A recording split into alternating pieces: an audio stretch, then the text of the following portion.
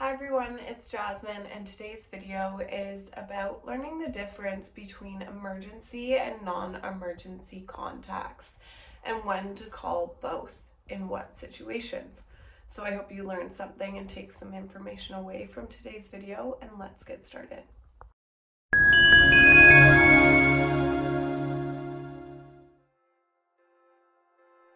Today's video aims to teach us how to understand when to call 911, to learn appropriate use of non-emergency services, to reduce the misuse of emergency resources, and to ensure faster response for true emergencies as a result.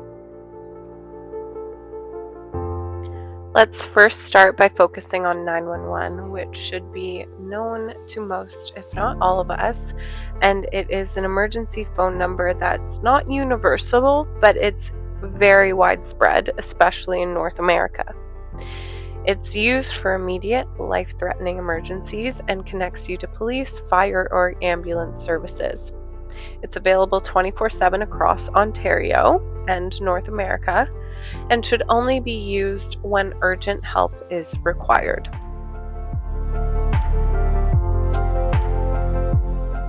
Alright, so when to call 911? Again, it's used for emergencies such as chest pain or suspected heart attack symptoms, difficulty breathing or choking.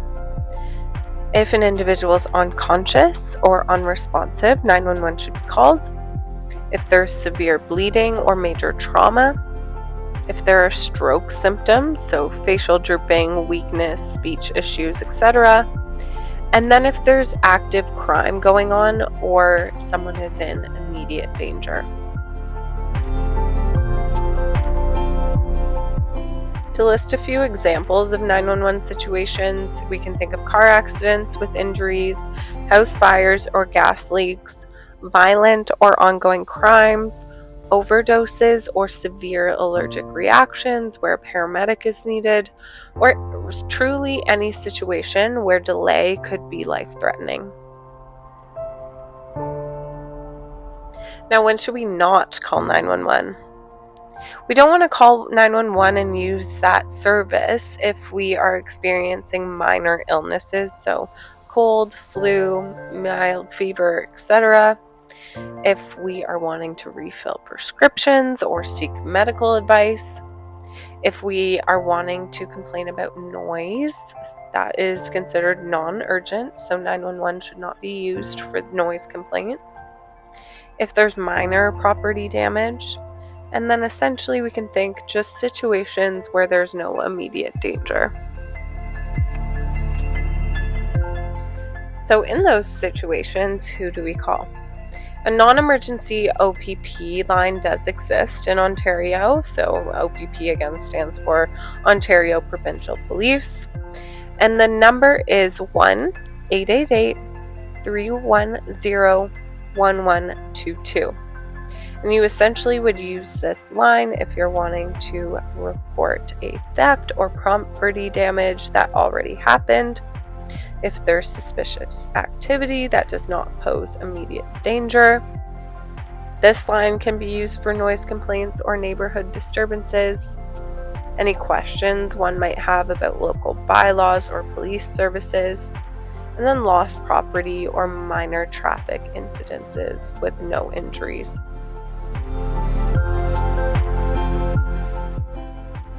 Now for health and medical, if it's not an emergency, such as symptoms of stroke and heart attack and the other symptoms we named earlier, you can dial 811, which was formerly known as Telehealth Ontario.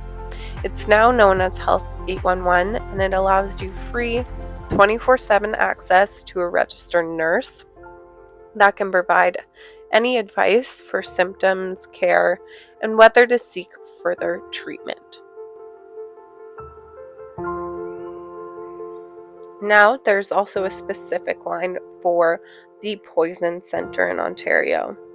The number for the Poison Centre is 1-844-746-7669, And you want to call this number when there has been a potential or confirmed exposure to a harmful substance, and it's not immediately life-threatening. Examples of this may include swallowed medication, either the wrong dose or the wrong medication.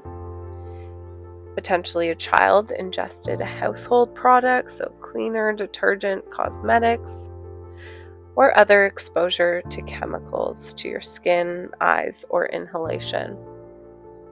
It's really important that we make the distinction, though, that we would like to call 911 instead if the individual is, of course, unconscious, having difficulty breathing, seizing, or in notable severe distress. Otherwise, the Poison Center provides free 24/7 expert guidance on what to do next if these experiences and symptoms are not severe. Next, I want to connect you to the suicide prevention line. And in order to reach this line, you should dial 988. Doing so allows you access to mental health specialists that have expertise in working with individuals with mental illness and connecting and supporting these individuals with resources. This can be used for any mental health crises and, of course, suicide prevention. Finally, for social services and supports, you can dial 211. This can help individuals with any needs related to community and social supports, such as finding food banks, housing, or financial assistance.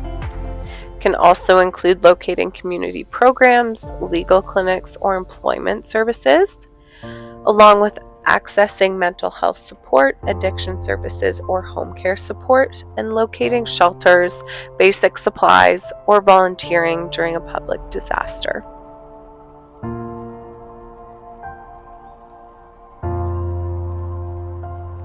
To emphasize the key points of today's video, we want to make sure that we are calling 911 only for immediate life-threatening emergencies. Use non-emergency numbers for situations without urgent risk, and choose the right service, as doing so ensures faster help for those in need. When in doubt, prioritize safety, but make sure to use resources responsibly. Thanks for watching.